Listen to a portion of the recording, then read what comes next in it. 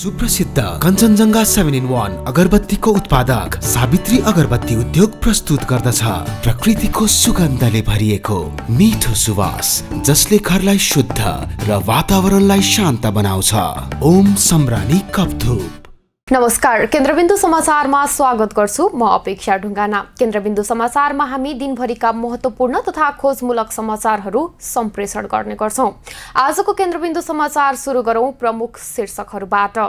प्रधानमन्त्री ओलीसँग आत्मसमर्पण नगर्ने नेता नेपालको उद्घोष। स्पष्टीकरण सोध्नुभन्दा प्रधानमन्त्री ओलीले पार्टी नै छोड्दा पनि हुने तर्क पेश।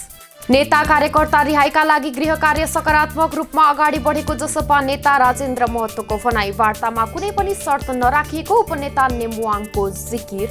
8 महिनाको व्यापार घाटा 8 खर्ब 63 अर्ब। चालु आर्थिक वर्षको फागुनसम्ममा 9 खर्ब 43 अर्ब 98 करोड रुपैयाँको आयात। ओभरस्टे लगायत विभिन्न आपराधिक गतिविधिमा संलग्न 136 विदेशी नेपालबाट निष्कासित। 1 वर्षदेखि 10 वर्षसम्म प्रवेश गर्न नपाउने। र दशरथ रङ्गशालामा आजबाट त्रिदेशीय पुरुष फुटबल सुरु। पहिलो खेलमा बङ्गलादेश र किर्गिस्तानको प्रतिस्पर्धा। पाकिस्तान राष्ट्रिय महिला फुटबल च्याम्पियनसिपमा 4 नेपाली खेलाडी आबद्ध। मासा युनाइटेडद्वारा कराची वुमन्स 35-0 गोल अन्तरले पराजित। जस्तै परिस्थितिमा पनि होन्डा छ सधैँ तपाईसँगै। त्यसैले अब होन्डा हुनेछ तपाईसँग मात्र 1 रुपियाँको डाउन पेमेन्ट वा 1 रुपियाँको इएमआई वा 1% इन्ट्रेस्ट रेटमा। थप जानकारीका लागि यी नम्बरमा कल गर्नुहोस् वा माथि दिएको लिङ्क क्लिक गर्नुहोस्। होन्डा छ सधैँ तपाईसँगै। International School of Tourism and Hotel Management. समाचार सुरु गरौं राष्ट्रपति स्वदेश फिर्ता सम्बन्धी प्रसङ्गबाट। राष्ट्रपति विद्यादेवी भण्डारी बङ्गलादेशको 2 दिने राजकीय भ्रमण पूरा गरेर मंगलबार अपराह्न स्वदेश फर्किएकी छिन्। राष्ट्रपति भण्डारी र नेपाली प्रतिनिधिमण्डललाई ढाका स्थित हजरत शाह जलाल र अन्तर्राष्ट्रिय विमानस्थलमा त्यहाँका विदेश मन्त्री डाक्टर एके अब्दुल मोमेन, बङ्गलादेशका लागि नेपाली राजदूत डाक्टर वंशीधर मिश्र लगायतले विदाई गरेका थिए।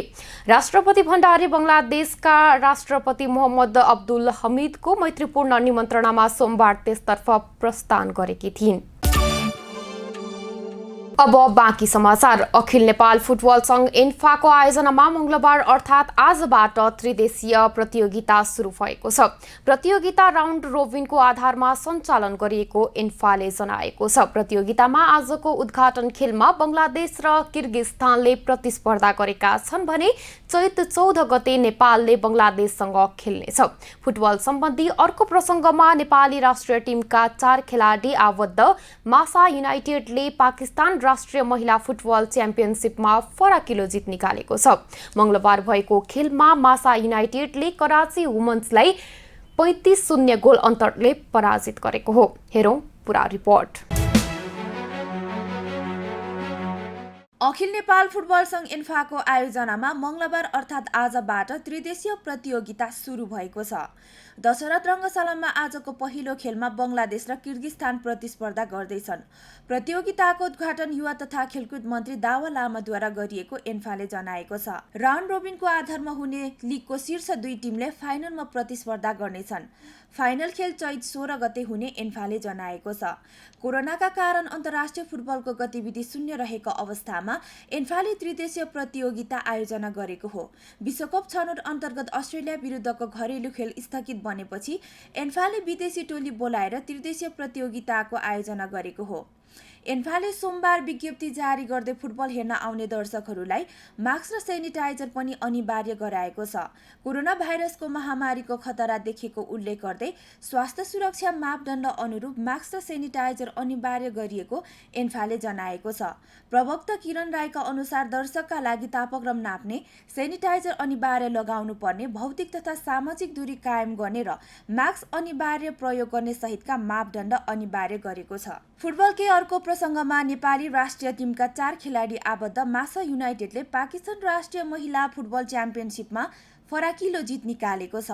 मंगलबार भएको खेलमा मासा युनाइटेडले कराची वुमन्सलाई 35-0 गोल अन्तरले पराजित गरेको हो। नेपाली राष्ट्रिय टोलीकी गोलकिपर एन्जिला तुम्बाफो सुब्बाको कप्तानीमा मैदान उत्रेको मासाको यो लगातार तेस्रो जित हो। कराची विरुद्ध नेपालकी अनिता केसीले एक्लैले 16 गोल गरिन्। यस्तै मिडफिल्डर सरू लिम्बुले 10 गोल गरिन्। अरिबाले 3 गोल गरिन्। यस्तै सम्रो समी राणाले 2 तथा गीता राणाले समान 2 गोल गरिन्। गोलकिपर तथा कप्तान एन्जिलाले समेत 2 गोल गरिन्। पहिलो खेलमा मासा युनाइटेडले सियालकोट सिटीलाई 19-0 गोल अन्तरले पराजित गरेको थियो। दोस्रो खेलमा मासाले हायर एजुकेसन कमिसनलाई 4-0 गोल अन्तरले हराएको थियो। पर्यटक भिसामा नेपाल प्रवेश गरेका करिब 150 विदेशी नागरिकलाई देशबाट निष्कासन गरिएको छ। अध्यागमन विभागको तथ्याङ्क अनुसार चालु आर्थिक वर्ष 2077-78 को 8 महिनामा अर्थात् गत साउनदेखि फागुन मसान्तसम्ममा 136 जना विदेशी नागरिकलाई निष्कासन गरिएको हो। निष्कासित हुनेमा ओभरस्टे, विदेशी मुद्रा अपचलन, बैंकिङ कसुर, लागू औषध लगायत कसुरका धेरै रहेका छन्। हेरौं पूरा समाचार। पर्यटक प्रवेशाज्ञामा नेपाल प्रवेश गरेका करिब 150 विदेशी नागरिकलाई निष्कासन गरिएको छ। अध्यागमन विभागको तथ्याङ्क अनुसार चालु आर्थिक वर्ष 2077-78 को 8 महिनामा अर्थात् गत साउनदेखि फाउन मसान्तसम्ममा 136 जना विदेशी नागरिकलाई निष्कासन गरिएको हो। पर्यटक भिसामा नेपाल प्रवेश गरी विभिन्न गतिविधिमा संलग्न भएका विदेशी नागरिकलाई निष्कासन गरिएको अध्यागमन विभागका महानिर्देशक रमेश केसीले जानकारी दिए। उनका अनुसार कारबाही स्वरूप निष्कासित हुनेमा ओभररेस्ट, विदेशी मुद्रा अपचलन, बैंकिङ कसुर, लागू औषध लगायत कसुरका धेरै रहेका छन्। विभागको तथ्याङ्क अनुसार पछिल्लो समय निष्कासनमा पर्ने चिनिया नागरिक धेरै रहेका छन्। निष्कासित हुने विदेशी नागरिकलाई कसुरका आधारमा 1 वर्षदेखि 10 वर्षसम्म नेपाल प्रवेशमा रोक लगाएको महानिर्देशक केसीले बताए। विभागको तथ्याङ्क अनुसार 8 महिनामा विभिन्न 13 शीर्षकमा 42,000 भन्दा बढी विदेशीलाई नेपाल प्रवेशका लागि भिसा जारी गरिएको छ। 8 महिनाको अवधिमा 20,153 जनालाई पर्यटक भिसा जारी गरिएको छ, जसमध्येमा फागुन महिनामा 6,000 भन्दा बढीलाई उक्त भिसा जारी गरिएको हो। 8 महिनामा 12,217 विदेशीलाई थप पर्यटन भिसा, 1,700लाई व्यावसायिक भिसा, 884 जनालाई वैवाहिक भिसा जारी गरिएको छ। त्यस्तै 739 अध्ययन भिसा, 25 आवासीय भिसा, 2,993 नाता भिसा, 1,912 जनालाई कामदार भिसा र 272 जनालाई आश्रित भिसा जारी गरिएको छ। विभागले 8 महिनामा विभिन्न शीर्षकमा भिसा जारी गरी 42 करोड 26,29,000 राजस्व समेत सङ्कलन गरेको छ। भन्सार विभागको पछिल्लो 8 महिनाको तथ्याङ्कले व्यापार घाटा उच्च भएको देखाएको छ। भारत सहित तेस्रो मुलुकबाट आयात हुने वस्तुका कारण व्यापार घाटा बढ्दै गएको हो। यो अवधिमा भारतसँग मात्रै 6 खर्ब 64 अर्ब 10 करोड रुपियाँ बराबरको व्यापार घाटा भएको तथ्याङ्कले देखाएको छ। हेरौं पूरा समाचार।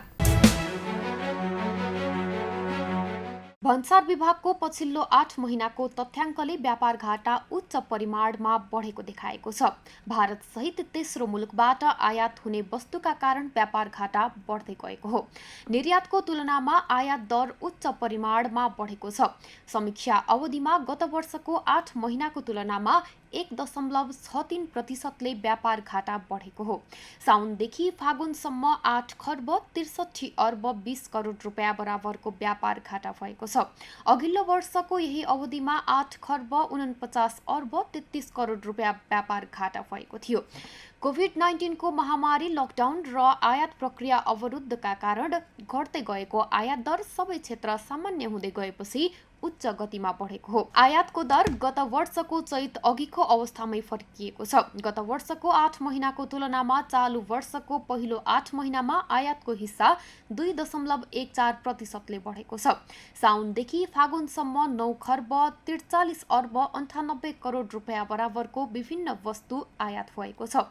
अघिल्लो वर्षको यही अवधिमा भने 9 खर्ब 24 अर्ब 24 करोड रुपियाँ बराबरको आयात भएको थियो। विभागको तथ्याङ्क अनुसार यो अवधिमा सबैभन्दा बढी 1 खर्ब 21 अर्ब 61 करोड रुपियाँको पेट्रोलियम पदार्थ आयात भएको छ।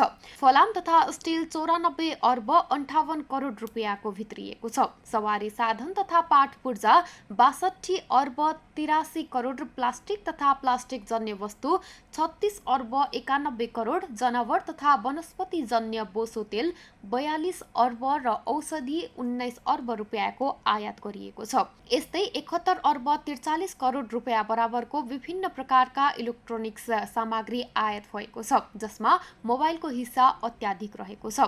वैदेशिक व्यापार सबैभन्दा बढी भारतसँग भएको छ। यो अवधिमा भारतबाट 6 खर्ब 22 अर्ब 30 करोड रुपियाँ बराबरको विभिन्न वस्तु आयात भएको छ। नेपालबाट भने 58 अर्ब 19 करोड रुपियाँ बराबरको विभिन्न वस्तु निर्यात भएको छ। भारतसँग मात्रै 6 खर्ब 64 अर्ब 10 करोड रुपियाँ बराबरको व्यापार घाटा भएको छ। पछिल्लो 8 महिनाको अवधिमा नेपालबाट विभिन्न मुलुकमा 80 अर्ब रुपियाँका विभिन्न वस्तु निर्यात भएका छन् भने यो अवधिमा सबैभन्दा बढी भटमासको तेल निर्यात भएको हो। जनता समाजवादी पार्टी नेपालका वरिष्ठ नेता राजेन्द्र महतोले आफ्नो पार्टीका नेता कार्यकर्ताको रिहाईका लागि गृह कार्य सकारात्मक रूपमा अगाडि बढेको बताएका छन्। मंगलबार प्रतिनिधि सभाको बैठकपछि सञ्चारकर्मीहरूलाई प्रतिक्रिया दिँदै वरिष्ठ नेता महतोले प्रधानमन्त्री केपी शर्मा ओलीको भेटमा मुद्दा मामिलाको सन्दर्भमा गृह कार्य सकारात्मक रूपमा अगाडि बढेको बताएका हुन्। त्यस्तै एमालेका उपनेता सुवास चन्द्र नेम्बुवाङले उनीहरूको रिहाईका लागि कुनै पनि शर्त नरहेको दावी गरेका छन्। हेरौं पूरा समाचार। जनता समाजवादी पार्टी नेपालका वरिष्ठ नेता राजेन्द्र महतोले आफ्नो पार्टीका नेता कार्यकर्ताको रिहाईका लागि गृह कार्य सकारात्मक रूपमा अगाडि बढेको बताएका छन्। मंगलबार प्रतिनिधि सभाको बैठकपछि सञ्चारकर्मीहरूलाई प्रतिक्रिया दिँदै वरिष्ठ नेता राजेन्द्र महतोले प्रधानमन्त्री केपी शर्मा ओलीसँगको भेटमा मुद्दा मामिलाको सन्दर्भमा गृह कार्य सकारात्मक रूपमा अगाडि बढेको बताएका हुन्। पहिले मुद्दा मामिलाको काम अगाडि बढेमा सत्ता समीकरण लगायतका विषयमा कुरा गर्ने उनको भनाइ छ। नेता कार्यकर्ताको मुद्दा फिर्ता गर्न पार्टीभित्र एकमत भएको भन्दै उनले नेताहरूले प्रधानमन्त्री ओलीसँग भेटवार्ता गरे पनि निर्णय भने पार्टीले गर्ने बताए। मुद्दा मामलाको सन्दर्भमा गृह कार्य चाहिँ सकारात्मक रूपमै अगाडि बढेको छ। अब त्यो काम चाहिँ त्यो अनुसार होस् भनेर हामीले पहिले त मुद्दा मामलाको अगाडि बढोस् न, अनि बाँकी कुरा पनि गरौँ न त। पहिले मुद्दा मामला सरकारको दायित्व जिम्मेवारी भित्र पर्छ के, अनि बाँकी हाम्रा सवालहरू उठाएका सवाल सहीमा हामी कुरा गर्ने नै हो नि त। सहीमा कुरा गर्छु, सरकारसँग सहीमा कुरा गर्छु। जो सरकारमा हुन्छ जहिले हुन्छ सरकारसँग कुरा गर्ने न हो। त्यस्तै जसपाका नेता लक्ष्मणलाल कर्णले प्रधानमन्त्री ओलीसँगको भेटमा आफ्ना मागहरूको विषयमा कुरा भएको बताए। माग पूरा गर्ने आश्वासन आएको भए पनि देखिने गरी काम नभएको उनको भनाइ छ। छलफलका क्रममा जसपाको सहयोग चाहिए काम गरेर देखाउनु पर्ने अनि मात्रै जसपाले निर्णय गर्ने बताएको नेता कर्णले जानकारी दिए। हामीले त्यहाँ जुन विषयहरू चारवटा उठाइराखेका छौँ, जुन हाम्रो माग, त्यो मागलाई आश्वासन अस्तिदेखि पाइराखेका छौँ र भने पनि हो पोजिटिभ कुरा चलिराखेको छ। तर देखिने गरी काम आएकै छैन, काम हुनु पर्यो। उहाँको सहयोग मागिराख्नु भएको छ भने आज पनि हाम्रो छलफलमा काम हेर्नु पर्यो, काम गरेर देखाउनु पर्यो। त्यसपछि हामी मात्रै निर्णय गर्छौँ भन्ने कुरा गऱ्यौँ। उहाँ देखाउँछु भन्नुभएको छ, अब हेर्दै जाउँ। यस सन्दर्भमा नेकपा एमाले संसदीय दलका उपनेता सुभाष चन्द्र नेम्बाङले जसपा र एमाले बीचको सम्बन्धमा कुनै शर्त नभएको पनि स्पष्ट पारेका छन्। टिकापुर घटनाका दोषी तथा सांसद रेशम चौधरीको रिहाई मधेस आन्दोलनसँग सम्बन्धित विषयमा कुरा भए पनि सत्ता साझेदारीको विषयमा कुरा नउठेको पनि उनको भनाइ छ। हामी बीचमा कुनै पनि शर्तबन्दी छैन।